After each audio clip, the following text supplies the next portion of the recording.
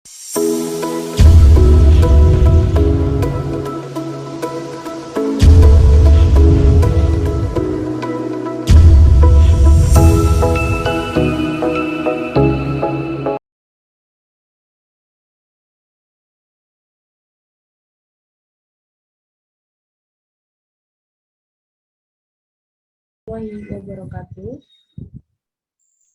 Waalaikumsalam warahmatullahi wabarakatuh. Selamat siang dan salam sejahtera bagi kita semua. Iya.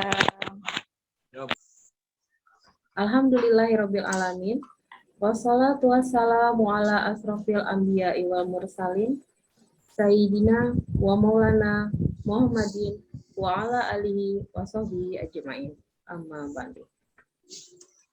Yang kami hormati Bapak Kepala Madrasah Pembina MGMP Biologi Provinsi Kalimantan Barat II, Bapak Irwandi SPD.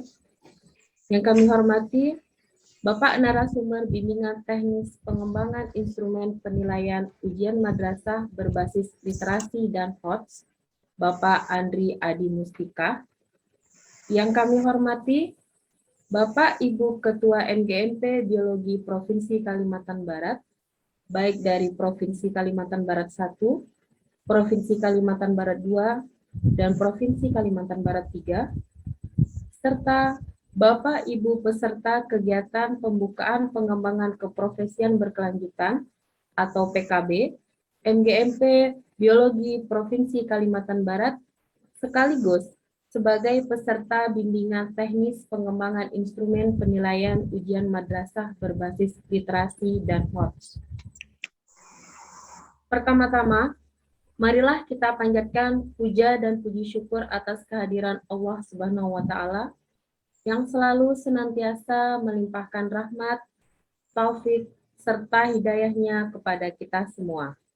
Sehingga pada kesempatan yang bahagia ini, kita masih diberikan nikmat sehat, nikmat rizki, sehingga kita masih dipertemukan di tempat yang insya Allah berkah ini. Amin ya Rabbal Alamin. Tak lupa selawat serta salam semoga tetap tercurahkan kepada junjungan Nabi kita, Nabi Agung, Nabiullah Muhammad SAW, beserta keluarga dan para sahabat-sahabatnya. Karena berkat beliaulah kita dapat menikmati kehidupan yang penuh dengan kemuliaan ini. Amin ya Rabbal Alamin. Bapak Ibu yang saya hormati, saya selaku pembawa acara pada hari ini akan membacakan susunan acara sebagai berikut. Pertama, pembukaan. Kedua, mendengarkan lagu Kebangsaan Indonesia Raya. Ketiga, pembacaan ayat suci Al-Quran. Keempat, laporan ketua panitia. Kelima, sambutan Kepala Madrasah Pembina MGMP Biologi Provinsi Kalimantan Barat II, sekaligus membuka secara resmi kegiatan pengembangan keprofesian berkelanjutan atau PKB MGMP Biologi Provinsi Kalimantan Barat. Keenam, penutup. Bapak Ibu yang kami hormati, untuk memulai acara ini, marilah bersama-sama kita melafazkan basmalah. Bismillahirrahmanirrahim. Acara selanjutnya, yakni mendengarkan lagu Kebangsaan Indonesia Raya. Hadirin dimohon dalam posisi bersiap.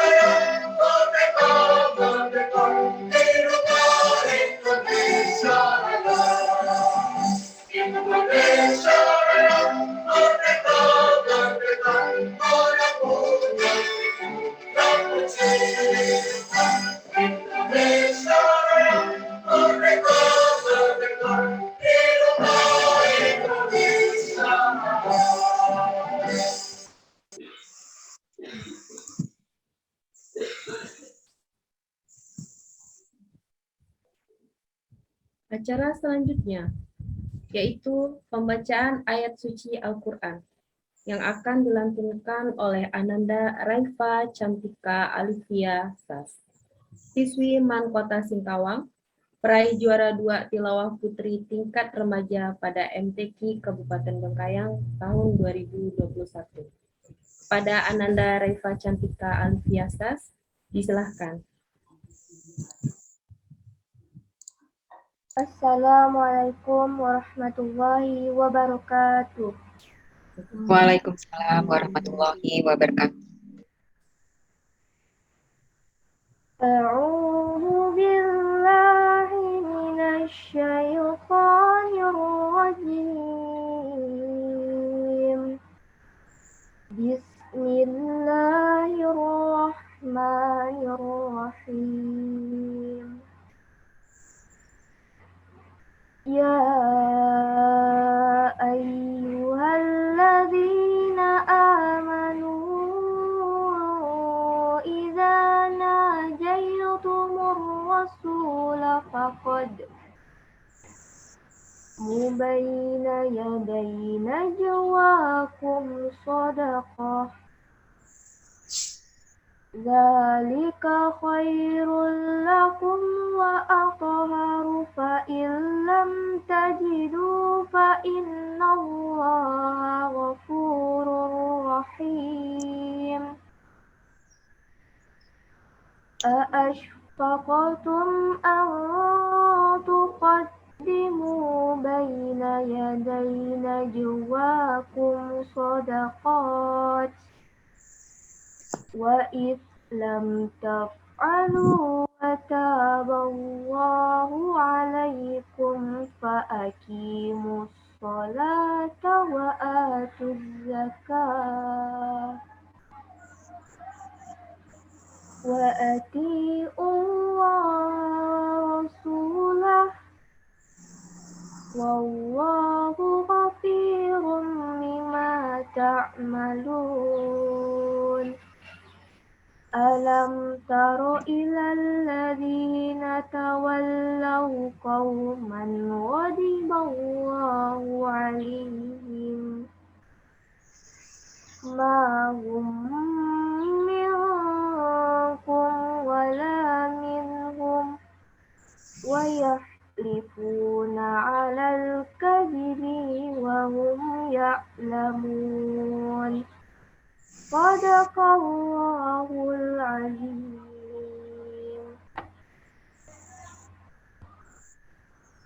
Assalamualaikum warahmatullahi wabarakatuh.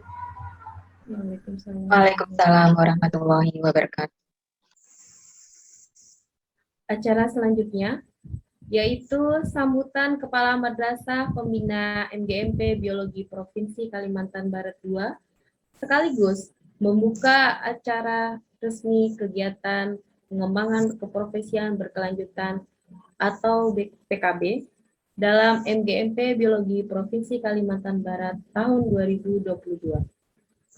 Kepada Bapak Irwandi, SPD disilahkan. Terima kasih. Kedengaran suara saya? Kedengaran, Pak. Kedengaran, Pak. Oh iya. Bismillahirrahmanirrahim. Assalamualaikum warahmatullahi wabarakatuh. Waalaikumsalam warahmatullahi wabarakatuh. Waalaikumsalam warahmatullahi wabarakatuh. Alhamdulillahirabbil wassalatu wassalamu ala asrafil anbiya'i wal mursalin sayyidina wa maulana Muhammadin wa ala alihi wa sahbihi ajma'in. Amma ba'd. Bersyukur kepada Allah karena hari ini kita bisa bersilaturahmi dalam bentuk daring. Selawat dan salam juga semoga tercurah pada junjungan Rasulullah Muhammad sallallahu alaihi wasallam, keluarganya, para sahabatnya, termasuk kita pengikutnya. Insyaallah mudah-mudahan di yaumil akhir kita mendapatkan syafaat dari beliau. Bapak Ibu yang saya hormati, terutama yang kami muliakan Bapak Andri selaku narasumber dalam kegiatan MGMP dan pengembangan PKB ini.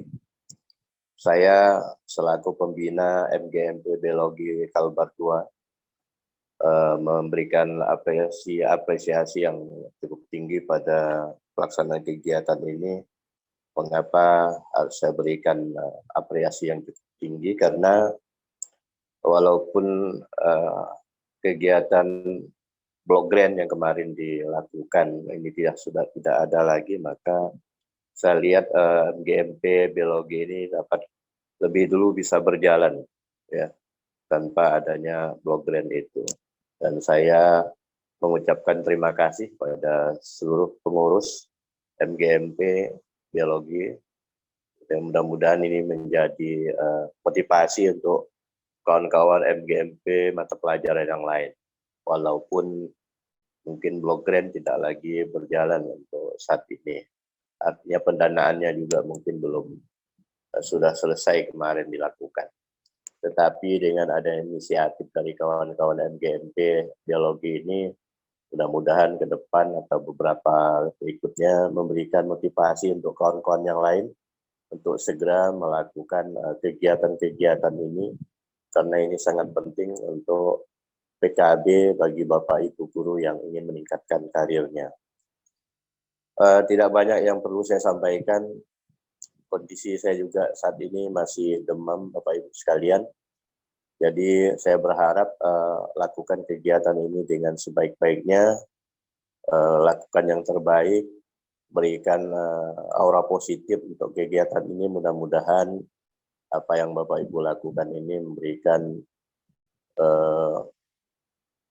sedikit pencerahan bagi kita semua, dan saya berharap ikuti apa yang disampaikan oleh narasumber dan praktekkan bagaimana cara menyusun soal-soal yang berliterasi dan soal-soal hot. Saya kira mungkin itu harapan saya. Mudah-mudahan kegiatan ini bisa berjalan lancar dan menghasilkan yang hal maksimal. Dengan mengucapkan Bismillahirrahmanirrahim, bahwa bimbingan teknis penyusunan soal berkarakter literasi dan HOTS ini saya buka secara resmi. Demikian mungkin yang bisa saya sampaikan. Atas perhatiannya, saya ucapkan terima kasih. Wabillahi taufiq wal hidayah. Wassalamualaikum warahmatullahi wabarakatuh. Waalaikumsalam warahmatullahi wabarakatuh. Terima kasih Bapak Irwan SPD. Saya Iya Pak. Oke. Kalau sepertinya apa sudah kelihatan? Masih belum kelihatan, Pak. Oh iya, mungkin prosesnya loading karena terus terang di tempat kami Bu Rahmi, kawan-kawan sekalian, jaringan itu kadang menjadi tantangan tersendiri karena kami letaknya itu di tengah-tengah gunung ya. Jadi jaringan kadangkala menjadi tantangan tersendiri. Apa sudah kelihatan Bu, Bapak Ibu? Halo? Sudah Pak. Oh iya. Karena saya menggunakan Google Meet, saya tidak melihat ekspresi Bapak Ibu sekalian. Mungkin kalau Zoom saya bisa lihat di kanan atau kiri saya.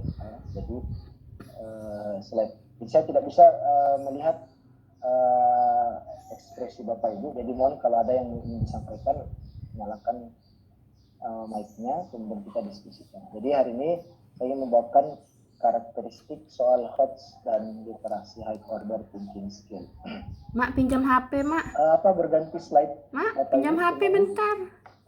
Cepat, Mak. Sudah Pak, sudah berganti. Oh iya, ya. Jadi Kamera aku pengalaman nggak bisa saya dimatikan seperti lagi yang ya. disampaikan tadi sebagai ini soal kemudian struktur nasional, juga tim pengembang modul, program PKB guru, kemudian penulis literasi sains dan seterusnya. Kita lanjut. Oke, ini kenapa ini tiba-tiba ke sini ya? Oke, soal isian singkat ini ya. Aduh, lupa. Ya, mengapa kita penting untuk membuat soal ya? Karena soal seperti yang kita ketahui adalah bagian dari cara kita mengasesmen atau mengevaluasi apa yang sudah kita lakukan di kelas. Jadi itu sudah pernah diajarkan oleh Bapak Ibu sekalian dan Ananda hanya mengingat kembali, maka kata menjelaskan itu sampai di sini konteksnya dia sudah jatuh ke tahapan level C1. Ketika menjelaskan itu dia menghubungkan beberapa konsep, bukan sekedar recall atau mengingat kembali, maka dia bisa masuk ke level C2. Misalnya jelaskan proses fotofosforilasi siklik dan non siklik. Nah, itu mungkin atau bisa jelaskan perbedaan fotofosforilasi siklik dan non siklik.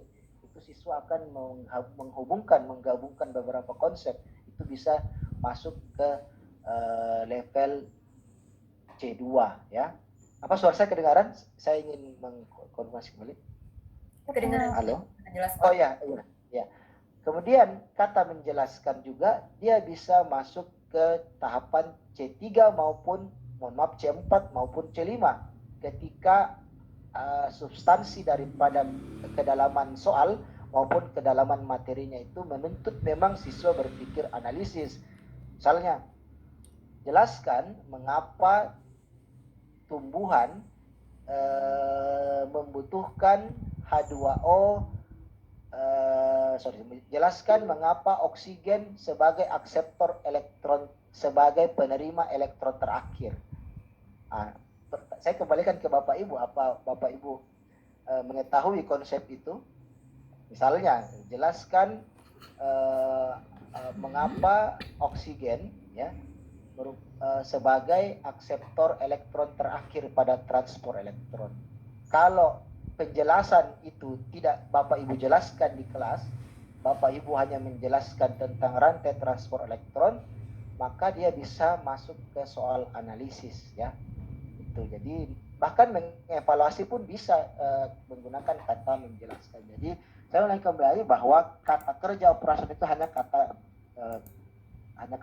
hanya membantu kita ya, membantu. Bahkan kata menyebutkan itu tidak harus C1 ya, dia bisa menjadi C4 tergantung substansinya, kedalaman materinya dan kedalaman soalnya. Saya kira itu Bapak Ibu. Jadi kalau ada sesuatu yang kita mau diskusikan, tidak apa-apa ya, dengan izin moderator mungkin. Oke, kita lanjut. Ada beberapa karakteristik soal HOTS yang harus dipahami oleh guru. Yang pertama, jadi soal itu ya harus bisa mentransfer satu konsep ke konsep lainnya. Dia bukan ingatan ya, tentu saja. Kemudian ada informasi yang diproses dan diterapkan ya. Berarti ini sudah C3 ini ya, makanya ini urutan sebenarnya. Kemudian menggunakan informasi itu untuk menyelesaikan masalah, karena karakteristik dari soal HOTS itu sendiri sebenarnya adalah problem solving ya, problem solving. Kemudian ide dan informasi yang ada di soal itu harus bisa ditelaah secara kritis. Oke, kriteria utama. Nah, yang pertama adalah kontekstual.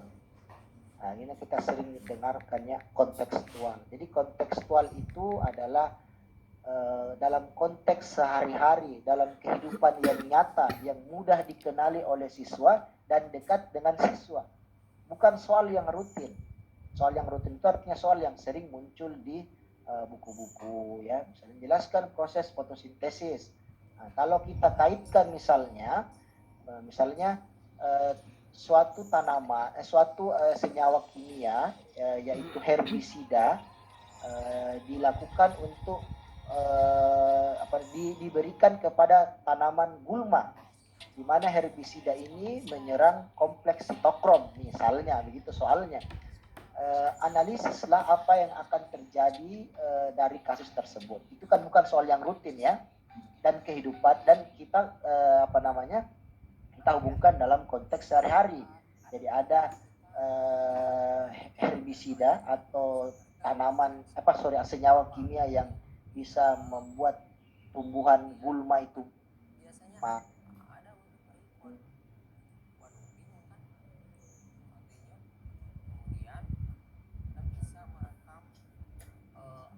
putus lagi sebentar ya Bapak Ibu.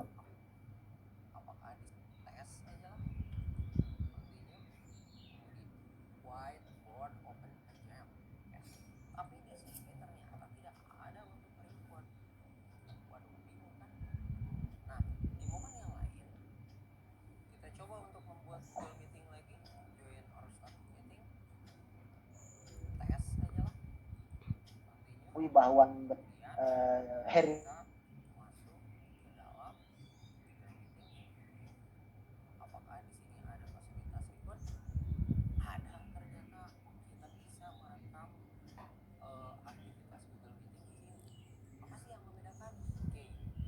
dan menyajikan stimulus. Kemudian bagaimana cara membuat soal HOTS? Ada 5 langkah, ya. Ada 5 langkah. Yang pertama, kita analisis dulu kompetensi dasar yang dapat dibuat soal HOTS. Kemudian kita susun kisi-kisi soal, lalu kita pilih stimulusnya, buat pertanyaannya, kemudian membuat rubrik. Nah, tidak semua kompetensi dasar itu bisa kita buatkan soal HOTS. Tapi bukan berarti kompetensi dasar itu tidak sama sekali bisa dibuatkan soal HOTS. Itu tergantung dari kemauan kita. Lalu kita buat kisi-kisinya, pilih stimulus, buat pertanyaan. Ini kelihatan, Bu, moderator? Kelihatan Bapak, agak sedikit kecil, ya? Agak kecil, ya? Begini, ya, sudah. Oke. Mohon izin, ya Bu Rahmi, saya ambil ini dari indikator yang ditugaskan mungkin ya oleh MP-nya, ya. Iya, Pak. Ya, ini kita sedikit kaji, tidak apa-apa, ya. Misalnya begini, kompetensi dasarnya itu menjelaskan ruang lingkup biologi, ya. Materinya sudah betul, metode ilmiah, kelasnya oke, tinggal dibuat ke indikator. Nah, level kognitif ini L3. Harusnya ketika kompetensi dasarnya itu menuntut menjelaskan, maka tuntutan daripada kompetensi dasar itu yang perlu dibuatkan soal, yang wajib dibuatkan soal adalah minimal L1, minimal L1, atau sampai tahapan memahami. Jadi C1 oke, bisa C2 oke. Bentuk soal tidak ada masalah, ya. Tuh. Kalaupun mau dinaikkan menjadi level 3 atau dibuat supaya dia berbasis high order thinking skill, tidak ada masalah, ya, tidak ada masalah. Tetapi kewajiban kita bagi seorang guru adalah membuat soal berdasarkan tuntutan KD. Di atas daripada tuntutan KD tidak ada masalah, ya, dengan catatan beberapa hal, ya. Misalnya siswanya memang sudah pernah mendapatkan materi-materi advance atau materi-materi lanjutan, ya, misalnya. Tapi nanti saya perlihatkan contoh yang memuat kompetensi dasar KD ini, kemudian level kognitifnya setidaknya L2, ya, atau L3. Kemudian contoh yang kedua, menganalisis berbagai tingkat keanekaragaman hayati. Materinya oke, sudah betul, kelasnya oke, level kognitif L2. Nah, seharusnya tuntutan kita sebagai seorang guru adalah membuat soal dengan level kognitif L3 atau setidak-tidaknya paling rendah menggunakan level kognitif C4 menganalisis, bisa mengevaluasi dan mengkrit. Tapi kalau dalam bentuk PGK ini pilihan ganda kompleks, maka mungkin paling rendah ini L3 C4 ya. Oke, jadi harusnya itu di sini level kognitifnya L3. Kemudian kalau menjelaskan harusnya level kognitifnya L1. Kalaupun misalnya mau dinaikkan menjadi L2 tidak ada masalah ya. Tapi itu tuntutan wajib kita.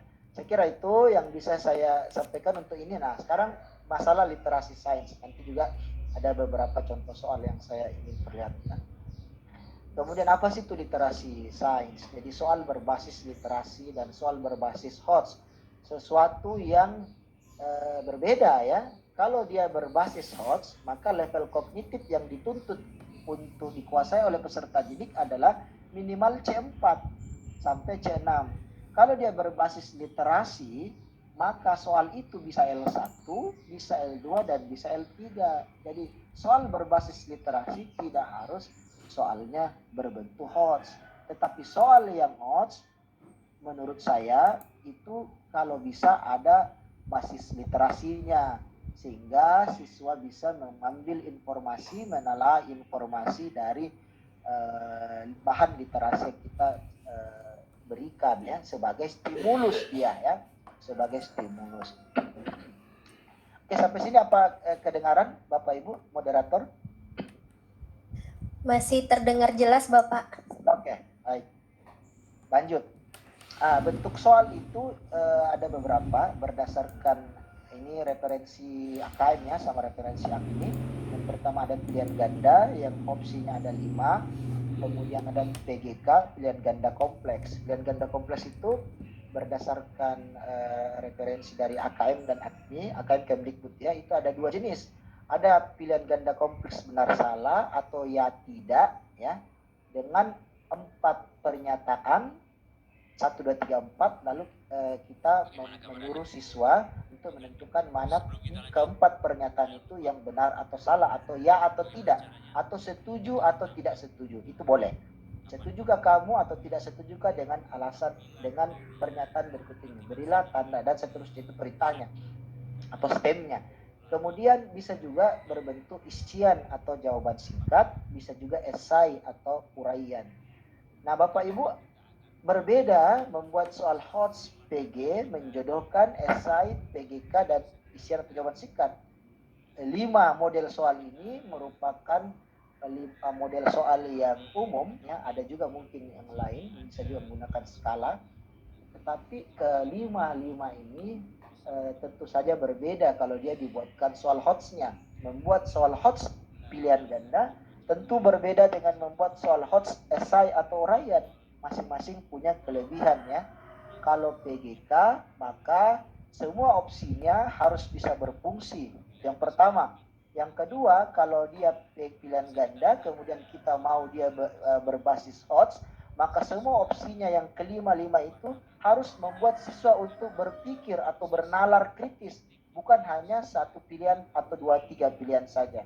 Tetapi membuat soal HOTS dengan bentuk esai atau uraian ada enaknya, tinggal kita sebutkan saja, analisislah dampak bla bla bla bla bla, jelaskanlah dampak bla bla bla bla, seperti itu ya. Saya kira itu Bapak Ibu.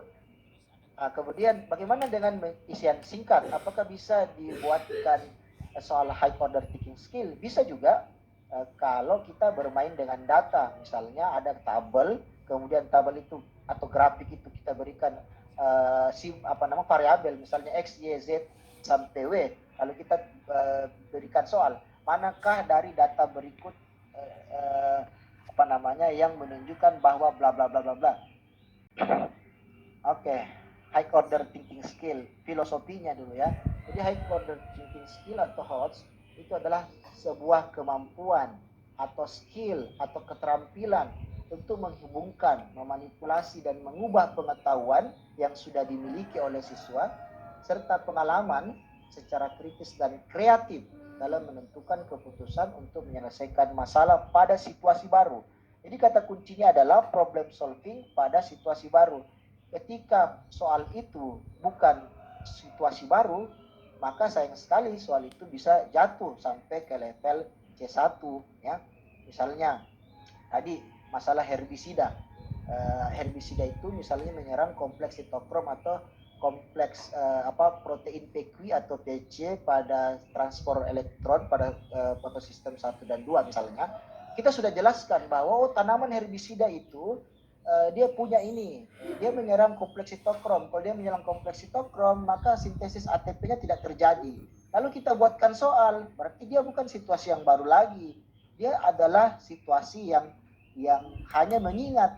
Maka, jadi begini, soal high order thinking skill itu bisa jatuh ke tahapan level 1 kalau dia berupa situasi yang mengulang. Ya, jadi makanya itu soal sebenarnya ya itu sangat boleh dikatakan bukan barang mati. Misalnya begini, saya berikan satu soal kepada siswa ibu, bapak ibu semuanya. Soal itu adalah HOTS bagi siswa bapak ibu, tetapi bagi siswa saya bukan lagi HOTS. Jadi seperti itu. Ya. Jadi kalau misalnya soal saya buat dia merupakan HOTS bagi bapak ibu, siswa bapak ibu, belum tentu bagi siswa saya. Mungkin siswa saya sudah ajarkan. Oleh sebab itu kita membuat soal itu bukan soal-soal yang rutin ya. Ya Pak, sampai sini kedengaran bapak ibu? Halo, Kedengaran Bapak. Kedengaran Bapak. Oh iya saya. Oh iya. Iya, baik. Oke, sedikit ya. Jadi sebelum kita membuat soal HOTS, sebenarnya bagusnya kita melakukan pembelajaran HOTS ya, yaitu pembelajaran berbasis berpikir tingkat tinggi. Ada beberapa model pembelajaran yang Kemdikbud, referensi Kemdikbud yang merupakan berorientasi HOTS ya. Yang pertama itu PBL, Problem Based Learning, kemudian PJBL, Project Based Learning, kemudian CTL atau pendekatan contextual teaching learning ya. Kalau soal HOTS, ya itu tentu saja berhubungan dengan soal ya. Jadi pembelajaran HOTS dengan soal HOTS itu berbeda. Harusnya ketika kita membuat soal HOTS diikuti dengan pembelajaran HOTS. Sebenarnya kalau ditanya, apa yang harus kita lakukan untuk membuat soal HOTS? Maka jawabannya cuma satu, membuat indikator yang HOTS itu dulu. Ya Pak. Jadi kalau kita ditanya, bagaimana membuat soal HOTS? Ya buat indikator yang HOTS. Kalau indikatornya tidak HOTS, tidak mungkin bisa dibuatkan soal HOTS. Nah, berdasarkan pengalaman saya di Puspendik menulis soal ujian nasional, itu memang pembuat indikatornya berbeda dengan penyusun soal. Itu timnya berbeda. Jadi kita penulis hanya membuat soal berdasarkan indikator yang ditulis oleh orang lain. Tidak boleh kita buat indikator, kita juga buat soal. Itulah juga yang saya dapatkan di AKMI ya, asesmen kompetensi madrasah. Jadi kita buat soal berdasarkan indikator yang tim lain susun. Kenapa seperti itu? Karena kalau kita buat indikator dan kita buat soal, maka bisa jadi bias. Biasnya di mana? Kita buat soalnya dulu, di belakang baru kita buat indikatornya. Begitu ya kira-kira. Saya juga begitulah Bapak Ibu. Jadi kalau kita buat indikator sendiri, kadang soalnya dulu kita buat. Lalu setelah itu kita buat indikatornya. Padahal kan ini proses yang harusnya indikator dulu baru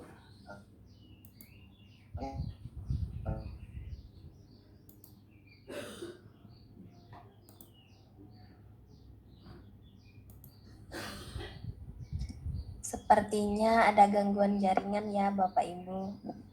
Mohon ditunggu sebentar. Bu Red.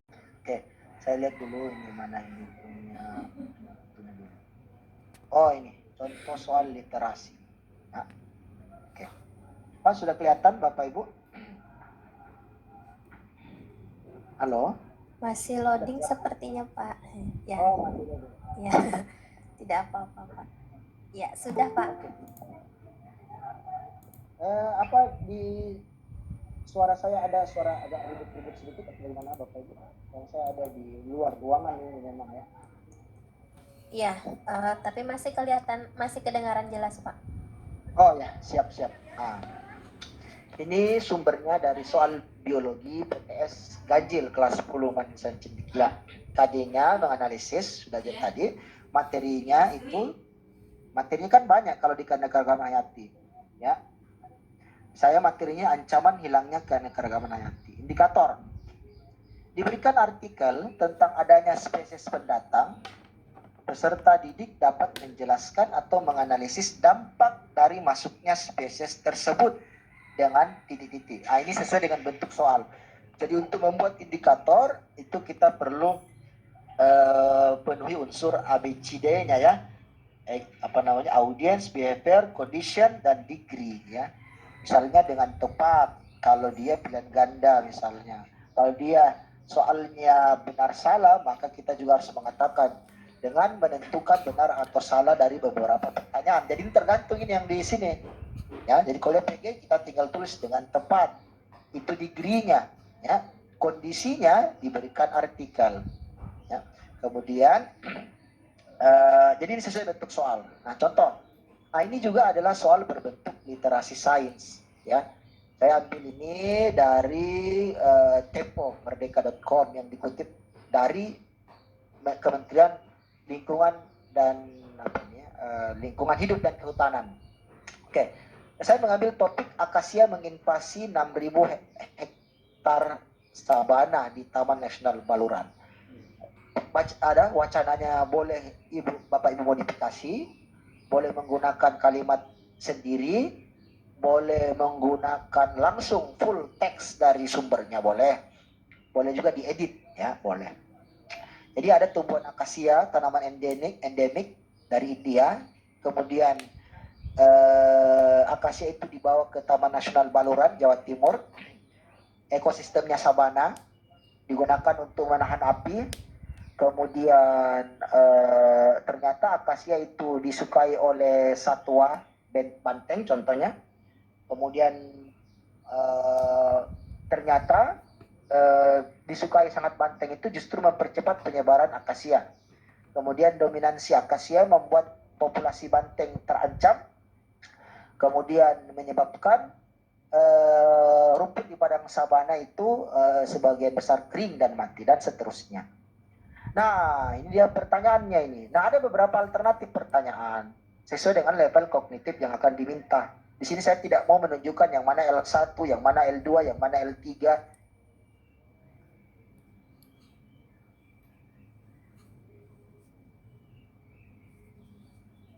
Di Taman Nasional Baluran menguntungkan atau merusak keanekaragaman hayati. Jelaskan. Nah, apakah ini L3 menganalisis? Bisa jadi, ya, bisa jadi ini. Ya. Dan apa kriteria dari soal HOTS? Yang pertama ada stimulus. Itu wajib itu. Kalau soal literasi ya ini dia kriterianya membuat siswa membaca. Ada informasi yang bisa dianalisa oleh siswa. Informasi ini tidak boleh ada secara tersurat. Dia harus secara tersirat. Kalau dia ada secara tersurat, maka bukan literasi sains, jatuhnya ke literasi membaca. Ya, itu bedanya Bapak Ibu.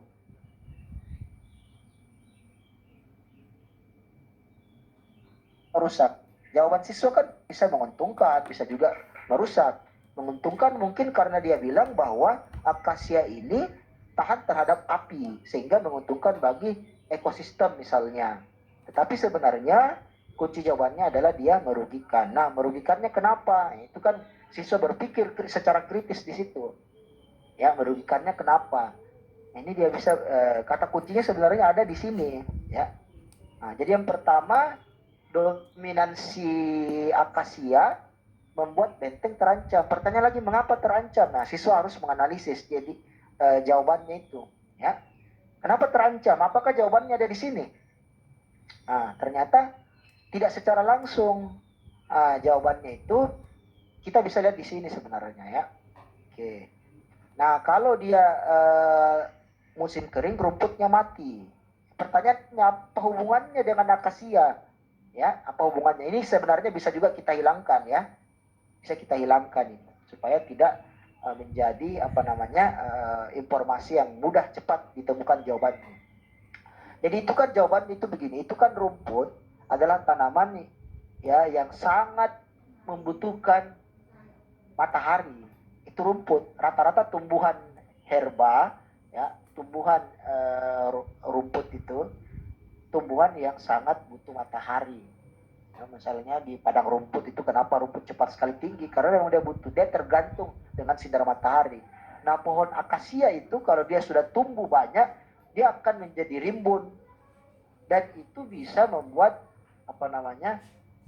kanopi, membuat kanopi bagi tumbuhan rumput sehingga intensitas cahaya mataharinya menjadi kurang sehingga mati itu rumputnya. Itu bisa pertanyaannya itu bisa macam-macam ke situ. Ya, misalnya apa hubungan antara musim kering dikaitkan dengan dominansi pohon akasia dikaitkan dengan terancamnya benteng? Itu bisa. Itu menganalisis itu. Apa kaitannya kalau musim kering kan kalau rumput itu dia tidak terlalu membutuhkan H2O ya. Tapi dia butuh sekali cahaya matahari yang bagus, yang terik. Ya. Tetapi kalau pohon akasia ada, ya maka dia pohon akasia itu menjadi kanopi. Nah, coba lihat di hutan. Nah, adakah di hutan rumput? Tidak ada kan? Nah, karena intensitas cahaya mataharinya itu dihalangi oleh pohon kanopi. Akibatnya apa? Akibatnya banteng itu tidak bisa lagi makan rumput, padahal sumber makanannya itu. Meskipun dia makan biji, tetapi biji itu bukan sumber nutrisi yang bagus untuk benteng. Ya. Kenapa? Karena dia bilang di sini meski kaya nutrisi mempercepat penyuburan pohon akasia. Ya, apalagi kalau pohon akasianya sudah tumbuh lebat, bagaimana caranya benteng bisa makan daun-daunnya ya? Nah itu hubungannya sebenarnya itu. Jadi sebenarnya kita bisa mengeksplorasi ini. Halo, apa kedengaran suara saya? Kedengaran, Pak. Oh iya, betul. Mohon maaf saya berulang kali karena takutnya mati lagi. Iya, jadi ada beberapa. Ini juga bisa, misalnya pertanyaan, mengapa invasi dan dominasi akasia membuat populasi benteng semakin terancam? Kemudian, mengapa masuknya tumbuhan akasia? Ini beberapa alternatif pertanyaan ya. Oke, kemudian boleh juga ditambahkanlah sedikit, mengapa banteng dapat mempercepat pohon akasia di Taman Nasional Baluran? Banyak jawaban ini bisa, banyak jawaban. Bisa siswa bilang kalau makan benteng dia nanti jatuhkan bijinya. Ya, jawaban yang sebenarnya lebih tepat adalah kalau dia makan itu bijinya itu akasia dan pada saat bentengnya itu buang air, ya maka biji akasia itu nanti penyebarannya melalui feses. Nah, biasanya kan kalau tumbuhan itu biji itu biasanya agak sulit dicerna ya. Nah, itu kalau ada siswa yang berpikir sampai ke sana, ini saya pernah ujikan, ada memang beberapa siswa yang sampai ke sana. Jawaban lain bisa, ya, itu memang bisa dibuatkan rubriknya, skornya berapa ya. Seperti inilah contohnya. Contoh lagi, misalnya materi metode ilmiah, KD-nya menjelaskan. Nah ini, ada indikatornya, diberikan wacana tentang pemanfaatan bahan kimia alami, peserta didik dapat membuat satu rumusan masalah. Membuat satu rumusan masalah bukan berarti dia adalah kriting, tidak begitu ya. Paling banter ini dia jatuhnya sampai C3 lah mengaplikasikan. Ya, paling banter itu sampai C3, membuat satu rumusan masalah. Padahal kalau siswanya sudah diajarkan cara membuat rumusan masalah dari artikel yang ada di buku, malah bisa jadi C2 ya, malah bisa jadi C2. Jadi semuanya itu tergantung, bukan barang mati itu C1, C2, C3. Nah, ini yang dimaksud dengan indikator terbuka. Kenapa? Karena banyak bisa dibuat, bahan kimianya banyak. Misalnya bahan kimia pestisida boleh, bahan kimia penyedap boleh ya. Nah, kalau ini indikator yang di bawahnya sama sebenarnya konteksnya, cuma dia disebut indikator tertutup. Kenapa? Karena jelas sekali ini diberikan petikan jurnal, artikel. Kalau ini wacana itu bisa dari mana saja.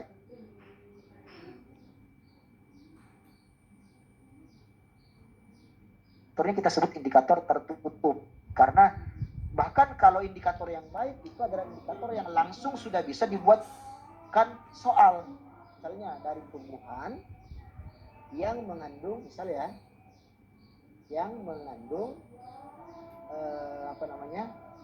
bahan kimia larvasida misalnya.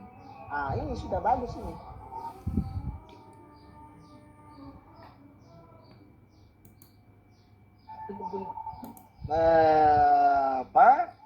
atau bisa juga peserta didik dapat menentukan variabel bebas dan terikat.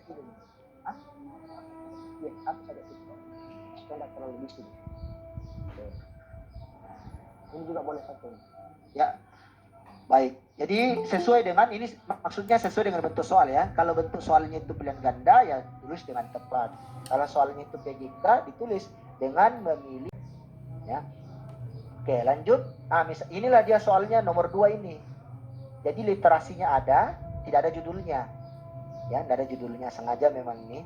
Kemudian nanti soalnya apa? Ini saya kutip dari Widya Stuti jurnal ini ya. Ini soal saya ke anak kelas 10 ini. Oke, nanti pertanyaannya ini alternatif pertanyaannya. Buatkanlah satu judul penelitian berdasarkan informasi di atas. Nah, sini kan banyak bisa dikembangkan ini, misalnya pengaruh senyawa ekstrak biji arsirsak terhadap terhadap nyamuk misalnya ya, misalnya terhadap nyamuk atau terhadap larva nyamuk bisa juga buat tentukan mana variabel bebas dan terikat. Nah, berarti ini bisa tahapan aplikasi ini ya, bisalah juga tahapan menganalisis kalau memang mau ini ya. Oke, baik, sampai sini apa waktu saya sudah habis atau bagaimana, karena masih ada satu soal atau kita mau diskusi atau bagaimana? Saya stop share. Adakah yang ingin bertanya Bapak Ibu? Silakan menggunakan fitur raise hand atau diketik di kolom chat. Ya, Bu Rahmi, silakan Bu Rahmi. Terima kasih Bu Moderator. Izin bertanya Pak Andri. Boleh Bu Rahmi. Ya, sebelumnya saya ucapkan terima kasih. Jadi baru saya salah satu peserta yang baru terbuka juga pikirannya. Jadi ternyata pertama kita harus menyesuaikan level kognitif itu dengan KD ya Pak ya, dengan KD. Nah, pertanyaan saya, kita ini kan ketika membuat soal, katakanlah satu paket soal itu jumlahnya ada 30 soal seperti itu kan. Nah, kita itu kan tentunya harus lebih banyak membuat soal level 2 dibanding level 1 sama level 3. Kan tidak mungkin soal akan lebih banyak mudahnya atau lebih banyak sulitnya gitu. Sementara tadi malam itu sudah saya inventaris KD untuk biologi dari kelas 10 sampai kelas 12 itu memang hampir didominasi oleh menganalisis semua seperti itu gitu. Nah, jadi pertanyaannya, bolehkah kalau KD-nya menganalisis tetapi nanti level kognitifnya kita turunkan seperti itu Pak, menjadi level 2 begitu. Pak Andrinya putus ya sepertinya. Sepertinya nge-freeze Bu. Bu Rizka, ini karena masih banyak yang ingin dipelajari ya barangkali ya, karena kita kan tugas kita ini kan nanti setelah ini adalah menulis soal ya. Dimohon nanti kalau nanti Bapaknya masih punya waktu ya, kita boleh minta tambah sedikit sampai kepada bagaimana membuat indikator supaya nanti setelah ini kita langsung bisa membuat kisi gitu maksud saya. Baik Ibu.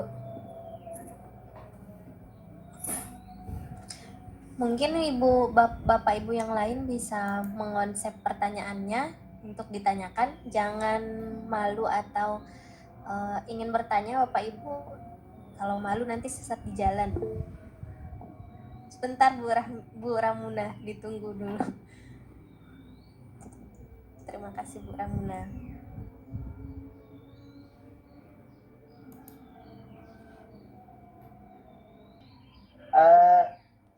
Sebenarnya kita kan sebagai, mohon maaf saya matikan kamera biar jaringan juga stabil. Apa yang diberikan oleh kurikulum di dalam standar isi sebenarnya itulah yang menjadi pedoman kita, atau setidak-tidaknya itulah yang diamanahkan oleh pemerintah kepada guru-guru di Indonesia. Jadi kalau tuntutannya menganalisis bla bla bla bla KD-nya, maka tugas kita sebagai orang guru itu membuat soal seperti itu ya. Tetapi ya kan tidak langsung itu kita buat soal langsung menganalisis. Berarti di RPP rancangan pembelajaran kita itu kita buatkan tahapannya mulai dari C1 dulu, baru C2, lalu C3, lalu C4. Akan tetapi ada atau harus ada, wajib ada soal yang berbentuk analisis. Begitu maksudnya. Jadi kalau misalnya KD-nya menganalisis, tidak semua itu soal memang harus menganalisis di situ. Jadi kalau KD 31 menganalisis, semuanya menganalisis. Tidak begitu maksudnya. Artinya ada soal itu yang menganalisis. Dalam kaitannya seperti tadi, yang indikator yang maksud, harusnya saya menganalisis, kecuali itu dalam bentuk satu pembelajaran yang utuh. Kalau dia dalam satu pembelajaran yang utuh, maka tidak apa-apa kita buat C1-nya dulu, baru C2-nya, baru C3-nya, C4-nya. Nah, ini pendapat saya. Kalaupun ada pendapat lain, ada masalah, dan tidak juga sebenarnya melanggar apa-apa ya, tidak melanggar undang-undang atau apa enggak ya. Cuma ini pendapat saya seperti itu. Kecuali dia bagian dari pembelajaran yang utuh, artinya Bapak Ibu mengajarkan KD 31 yang tuntutannya menganalisis, maka buatlah RPP-nya itu mulai dari tujuan pembelajaran yang menuntut C1 dulu, C2, C3, lalu ke C4. Seperti itu. Jawaban saya, Bu Rahmi. Terima kasih. Baik, Bu Rami, mungkin ada yang ingin tanyakan lagi atau sudah jelas? Boleh nyambung lagi ya? Ya, silakan Ibu. Pak Andri, jadi begini ya, karena kita ini kan kebetulan tujuannya ini untuk membuat soal ujian madrasah ini Pak. Ya, soal ujian madrasah yang satu paketnya itu misalnya 30 soal ataupun 40 soal gitu ya. Nah, tuntutan dari level kognitif dalam ujian madrasah itu kan tentunya lebih banyak di tengah-tengah, artinya lebih banyak di level 2, lebih sedikit di level 1, dan lebih sedikit juga di level 3, kan seperti itu Pak.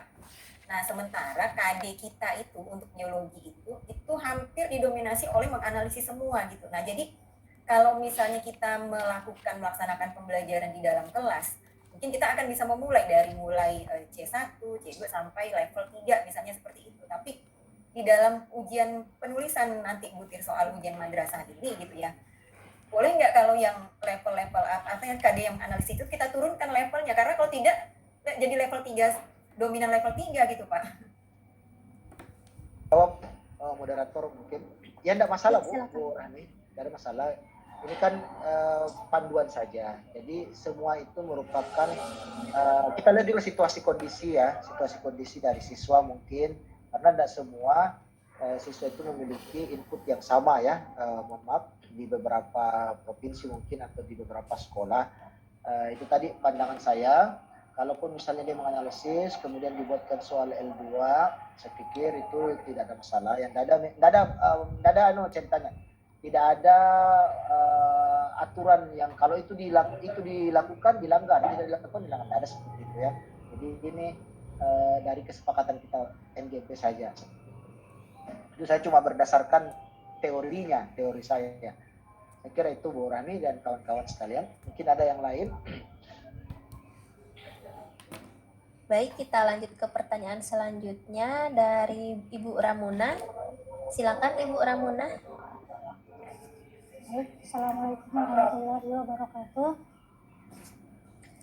Waalaikumsalam warahmatullahi wabarakatuh. Kalau pertanyaan saya kayaknya kebalikan dari Ibu Rahmi ya. Karena saya mengajar di kelas 11, saya ingin menanyakan bagian KD yang memahami. Di KD kelas 11 bagian sel itu kan ada KD memahami komponen kimiawi sel. Terus kalau misalnya kita membuat soal, kalau memahami itu kan L1 kan Pak? Bisa L2 Bu, L2 memahami. Itu L2 minimal. L2 minimal. Sorry, mohon maaf, L1. Maaf, saya kira tadi C1. Betul, L1, iya. C2. L1. Betul. Terus kalau kita mau membuat soalnya lebih dari memahami itu boleh Kak Pak? Soalnya Iya, kalau cuma seperti yang memahami kan, mohon maaf, soalnya kalau cuma memahami itu rasanya eh, rasanya tergantung ya Bapak. ya Saya kayak minum atau minum susu mau tambah lagi ya.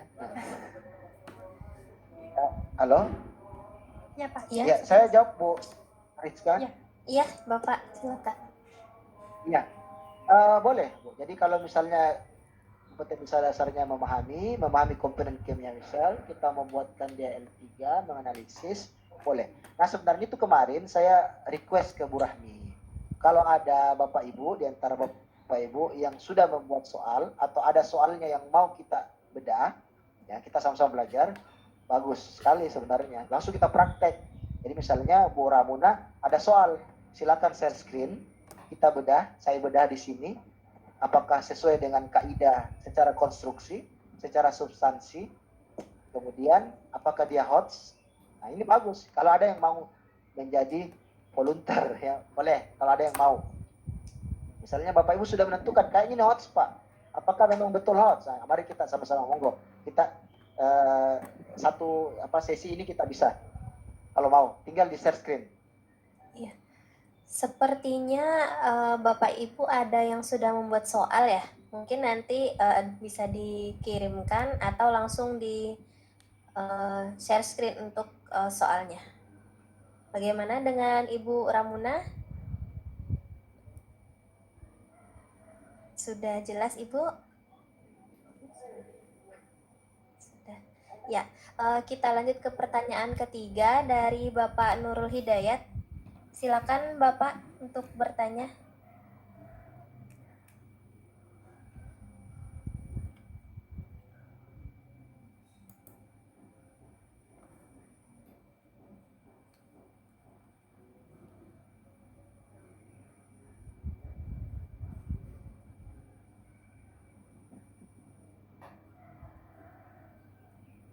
Mohon maaf Bapak, sepertinya suaranya belum kedengaran.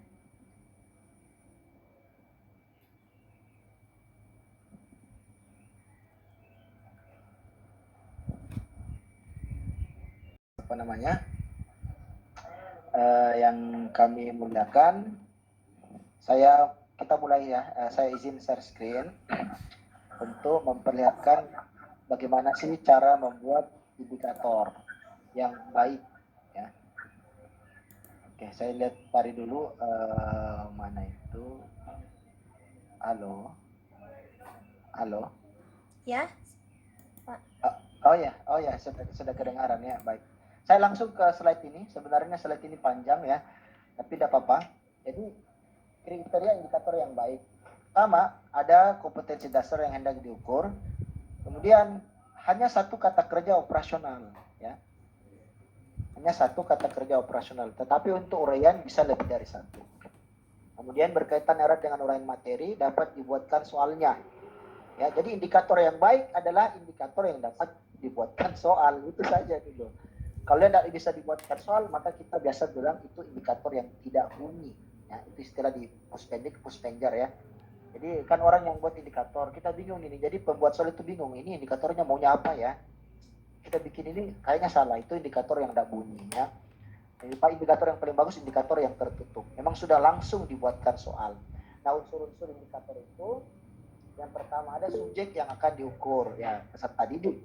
Kemudian ada perilaku yang akan diukur, misalnya dapat menjelaskan, kemudian materinya apa, kemudian kondisinya atau konteksnya itu yang akan diukur ya, bisa stimulus. Ini sebenarnya bisa juga kita menggunakan prinsip ABCD dari tujuan pembelajaran ya, atau audience, behavior, condition, dan degree ya. Nah, saya kasih misalnya contoh yang seperti tadi ya, saya hentikan dulu persentase ya. Oke, jadi indikatornya itu contohnya ya. Oke, saya share screen dulu. Misalnya yang tadi, contoh soal yang tadi ya, atau misalnya ya contoh ya, saya ini contoh soal saya lah yang saya pernah buat di AKMI. dulu ya. Ini soal aksi Andri. Oke. Kan ini. Apa sudah kelihatan Bapak Ibu? Ya, sedang berjalan, Pak. Oke. Yang berjalan.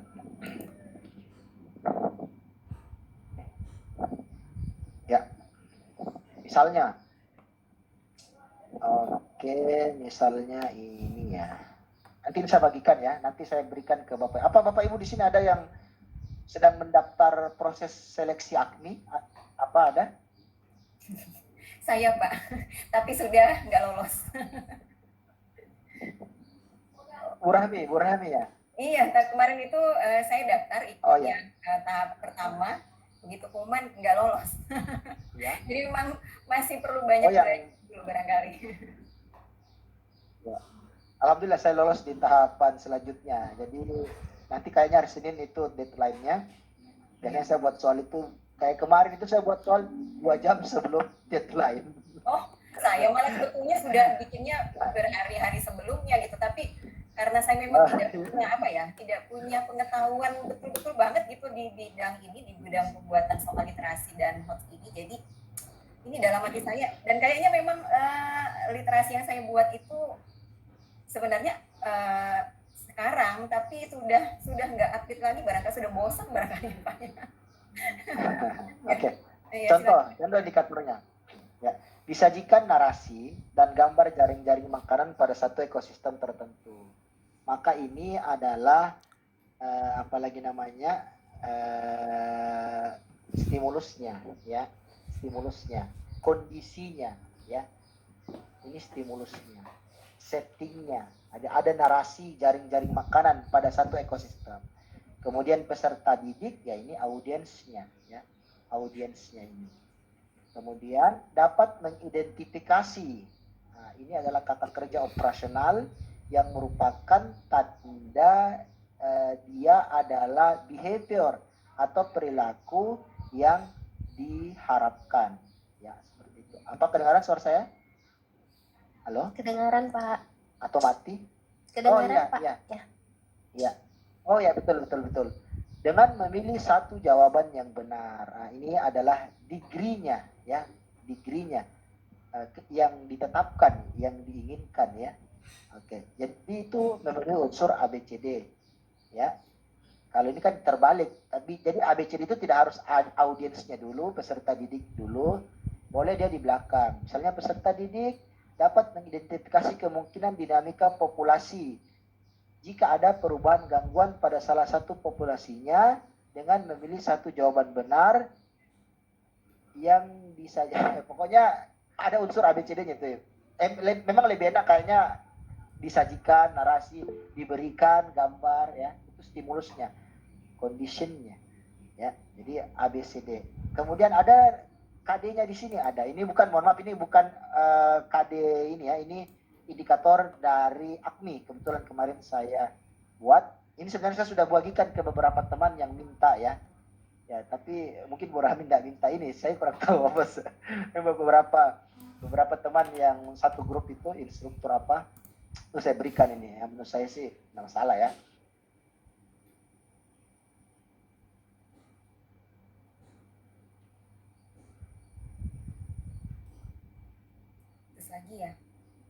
Putus lagi sepertinya. Ibu, Bu Rami, apakah nanti mau mengoreksi soal, mau menampilkannya? Nanti setelah ini saya share screen. Oh iya, siap. Iya, Bapak. Iya, silakan dilanjutkan kembali. Ini buat saya sampai lolos ke akhir tahun lalu. Halo? Ya, halo Bapak. Mohon maaf Bapak, agak terputus suaranya.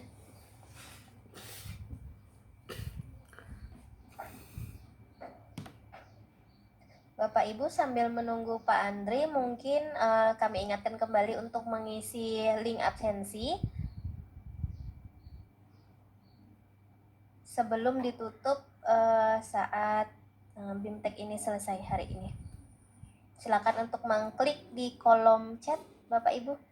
Ya, halo Terima kasih. Bapak Ibu. Iya, Apa Bapak. sudah masuk kembali? Iya. Mohon maaf tadi Bapak, terlewatkan lagi. Ya. Saya tidak tahu apa ininya, Bu, terakhir sampai mana. Oh, anu kayaknya ya, ada yang mau di-share screen ya. Oh iya. Lanjut. Ya, silakan Bapak Ibu, kita sama-sama diskusi mungkin sesi terakhir itu ada yang kita bedah daripada soal ya. Bisa silakan. Iya. Mungkin Bu Rami ingin share screen. Silakan Ibu. Oh begitu, tapi kayaknya Masih belum, ya? Andre, kayaknya yang tadi masih belum selesai Pak karena putus. Iya. Yang soal terakhir. Oh, mau dilanjut maksudnya gitu. Ya, nanti Oh, setelah penasaran kita, ya? karena kita membahas begitu Pak. Jadi di bukan penasaran ya. Kami setelah ini selama 1 minggu ini kami tugasnya itu adalah membuat isi sama sekaligus langsung membuat butir gitu. Jadi kalau kisinya sudah oke, kita sudah paham, kemudian kita membuat butir. Nanti pertemuan minggu depan kita tinggal share soal kisi dan soalnya.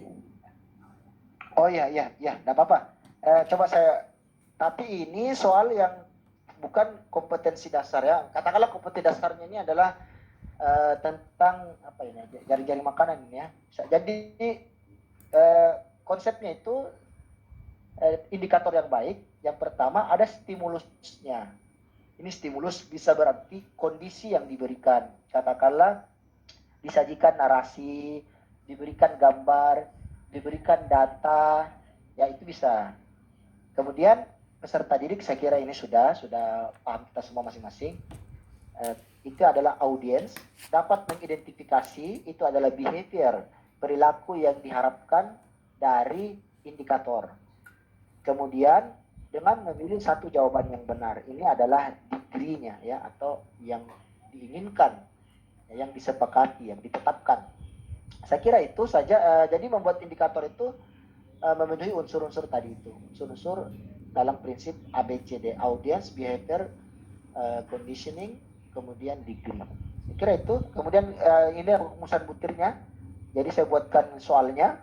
Setelah itu karena yang dia minta adalah kemungkinan dinamika populasinya jika ada perubahan gangguan, maka saya membuat pertanyaan, jika spesies phytoplankton nomor 3 dan 4 punah karena keracunan akibat penggunaan herbisida oleh petani, apa yang akan terjadi ya? Nah, ini kan sudah memenuhi unsur daripada indikator yang kita buat. Saya kira itu Bapak Ibu, ini levelnya L1 ya, memahami. Ya. Kemudian kalau L3 itu dan seterusnya. Ya, saya kira itu yang bisa saya sampaikan.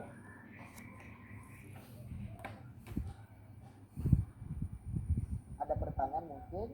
Jadi membuat indikator itu tidak begitu sulit ya, tidak begitu sulit. Baik, Bapak Ibu, mungkin ada yang bertanya. Silakan.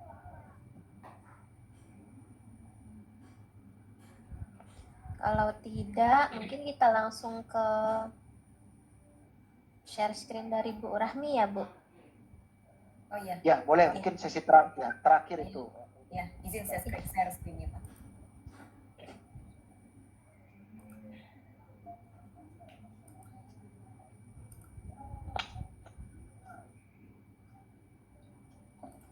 Sudah kelihatan share screen saya? Sedang berjalan, Ibu. Oh iya. Ya, sudah, Ibu.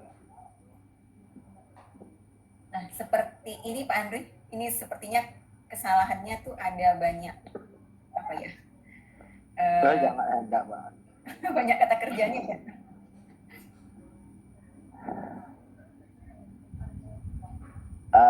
Ya, seharusnya secara teori hanya satu kata kerja saja yang diinginkan ya oleh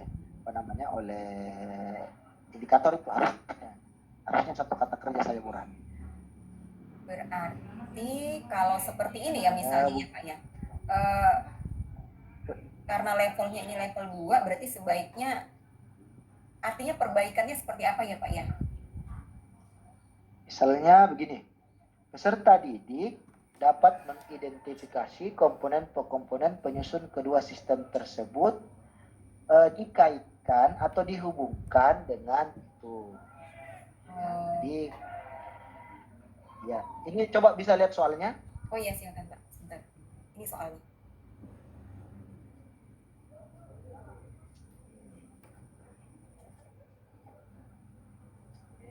Bisa lagi ke bawah Bu Rahmi. Mohon maaf.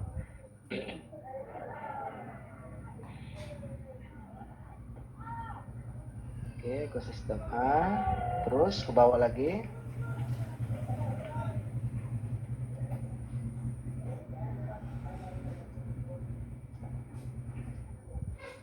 Oke. Jawabannya apa Bu Rahmi? Jawabannya yang lebih beraneka ragam ini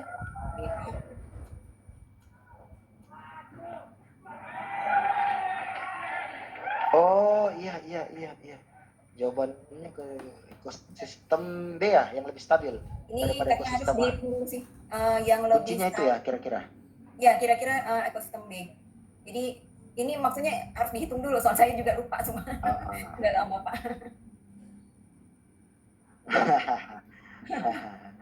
Oke.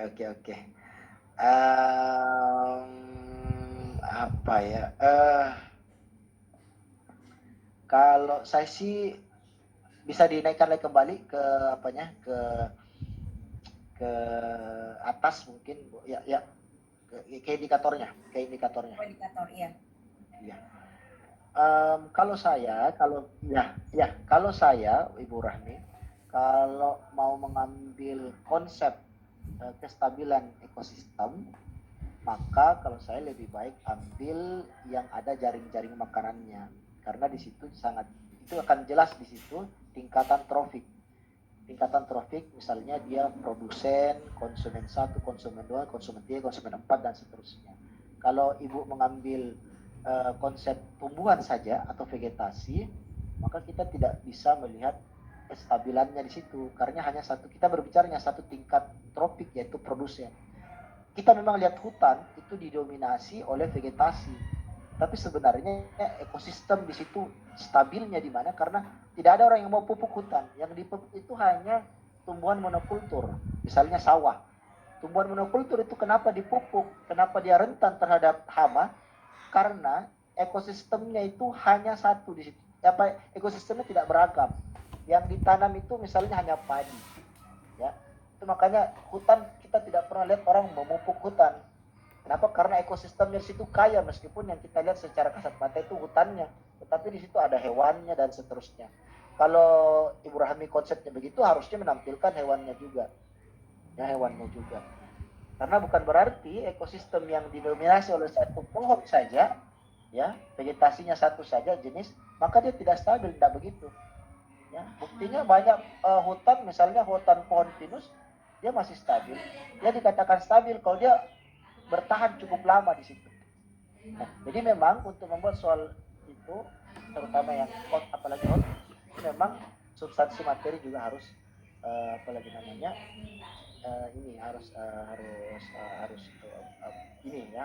harus bisa di situ. Kemudian indikatornya tadi menurut saya harus satu saja kata kerjanya.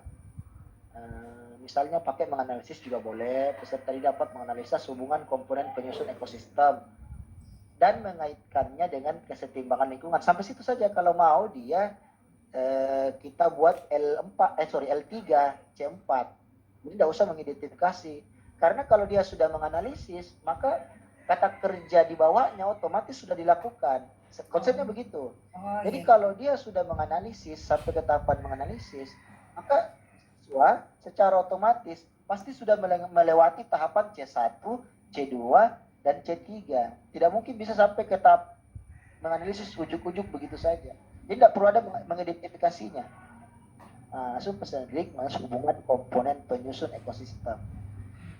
Nah, kalau seperti itu indikatornya dan soalnya adalah yang tadi, maka saya mengatakan soal juga belum sesuai dengan indikator, ya. Karena hubungan masih boleh sih sebenarnya, hubungan komponennya masih boleh sih. Kalau saya sih itu tadi, kalau mau ini di soalnya lebih mantap lagi, jaring-jaring makanannya di jaring-jaring makanan saja Bu Rani. Jaring-jaring makanan ada yang kompleks, ada yang tidak kompleks. Sehingga bisa dibuatkan soal dengan level C4. Itu komentar saya Bu. Iya. Oke. Baik, terima kasih Pak. Ya, bisa turun lagi sedikit mungkin secara substansi itu, karena ya kalau secara substansi soal itu harus sesuai dengan indikator. Kalau secara konstruksi juga ada bagaimana kapan dipakai 3 titik, kapan dipakai 4 titik, kapan menggunakan opsinya semua menggunakan huruf kapital, kapan tidak, itu secara konstruksi tuh. Secara konstruksi. Kalau yang tadi itu saya bahas secara substansi. Silakan kalau masih ada satu sebelum berakhir, kalau masih ada, saya menawarkan yang mau share screen tentang soal yang sudah dibuat, silakan kita sama-sama belajar. Kayak mati lagi nih.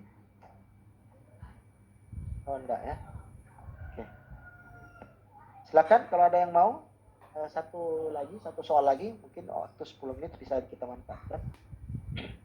Tes. Halo, Pak, saya keluar. Bapak Ibu, apakah ada yang ingin mencoba menanyakan, mengoreksi soalnya, atau ada yang ingin bertanya lagi tentang materi yang barusan kita dapatkan? Silakan.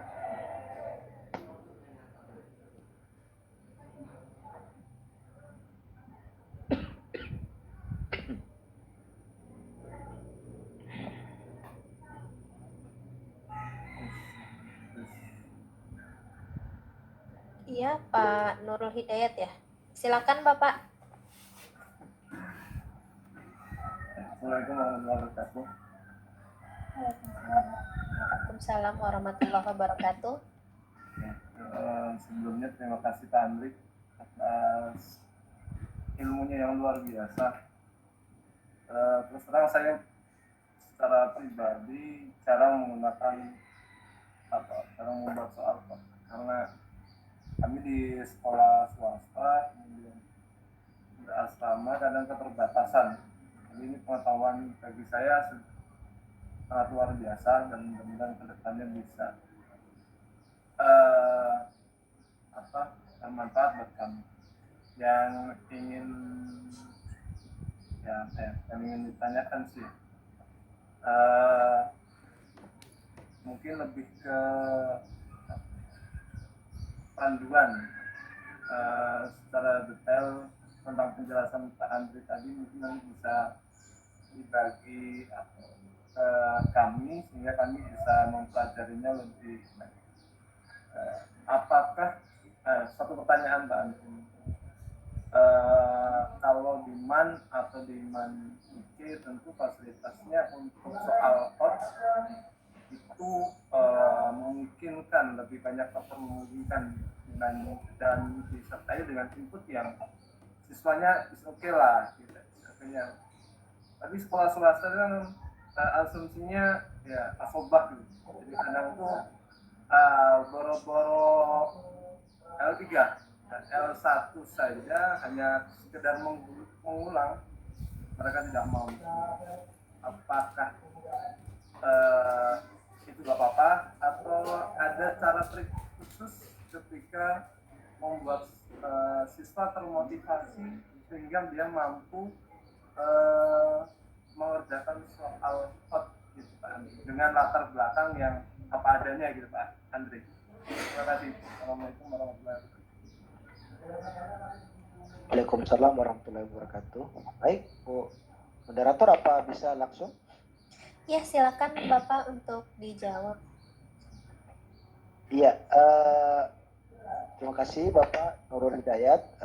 Salam kenal dari saya. Kemudian saya akan coba menjawab apa yang ditanyakan oleh Pak Nurul. Memang betul ya bahwa untuk membuat soal, terutama soal yang hot atau soal yang apapun, itu memang kita perlu mengetahui subjek yang akan dites atau subjek yang akan diasesmen. Artinya dalam hal ini adalah siswa kita sendiri. Karena kita memang guru meskipun dituntut untuk memenuhi KD itu, tapi kondisi real di lapangan ya yang kaitannya dengan sarana prasarana yang belum merata, karena kan input masing-masing anak-anak itu di sekolah itu kan berbeda-beda ya, seperti itu Pak Nurul Hidayat.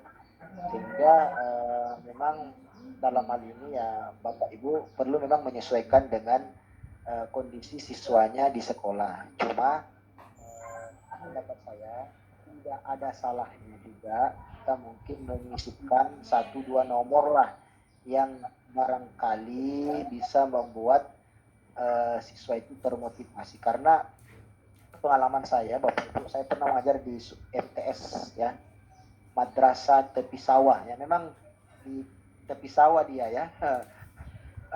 Siswanya itu kalau saya mau bilang boleh dikatakan inputnya itu agak kurang lah ya. Tetapi saya selalu berpikir positif bahwa selalu saja ada intan berlian di balik dalamnya lautan yang luas. Iya. Dan waktu itu saya halo, apa kedengaran suara saya? Kedengaran Pak. Halo? Iya Bapak, kedengaran. Kedengaran Ibu moderator? Iya, kedengaran Bapak. Silakan dilanjutkan. Oh iya. Jadi saya selalu berpikir bahwa selalu saja ada permata ya di balik dalamnya lautan yang luas itu. Jadi waktu itu sekolah saya memang itu kurang inputnya, tapi saya memberanikan mencoba, saya analisa, saya identifikasi siswa saya. Oh ini yang bisa, ini dia bisa pecahkan soal odds. Tidak apa-apa kita masukkan, selipkan 1-2 nomor lah setiap ulangan harian. Tidak usah terlalu banyak. Nah kalau ada siswa yang bisa menyelesaikan, maka itu bisa kita ambil ya untuk ikutkan dalam beberapa event. Dan waktu itu saya temukan siswa itu, saya bisa bawa dia sampai ke tingkat nasional di Palembang waktu itu tahun 2015. Jadi memang saya bina, saya bimbing dia dari awal. Prinsip saya lebih baik saya membimbing siswa yang tidak terlalu pintar tetapi penurut ya, daripada membimbing siswa yang pintar tetapi tidak mau mendengar ya. Kalau dia mau mendengar, dia mau menurut, dia mau patuh, apapun yang kita suruhkan itu bisa. Kebetulan saya pembimbing olimpiade dan lomba-lomba sehingga saya bisa berbicara begini. Jadi kita kasih motivasi ke siswa. Dan siswa itu sekarang di mana? Siswa itu sekarang ada di IPB ya. Jadi madrasah itu terpencil, tapi dia ada bisa masuk sekolah favorit karena prestasi yang dia dapatkan, kemudian dia bisa mendapatkan beasiswa LPDP di Institut Pertanian Bogor ya.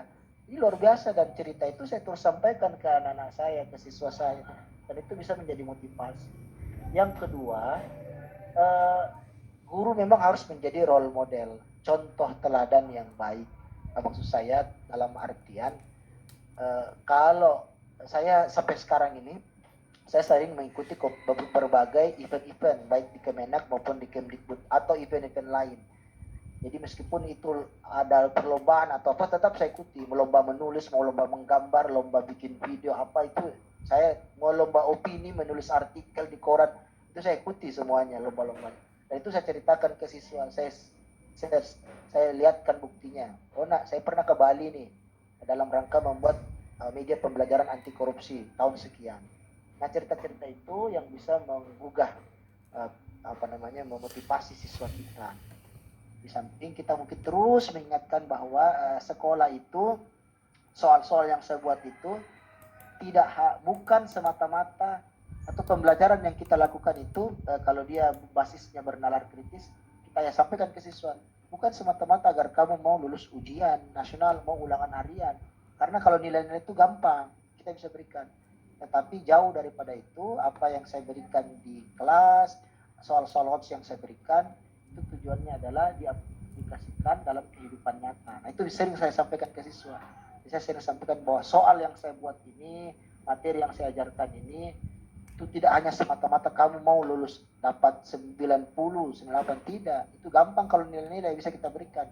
Tapi bagaimana ilmu itu kamu aplikasikan dalam kehidupan nyata.